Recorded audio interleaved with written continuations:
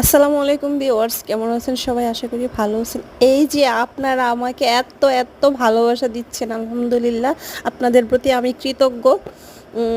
প্রত্যেক দিন মাশাল্লাহ খুব ভালো ভিউজ আসছে, প্লাস সাবস্ক্রাইবার্সও অনেক বাড়ছে।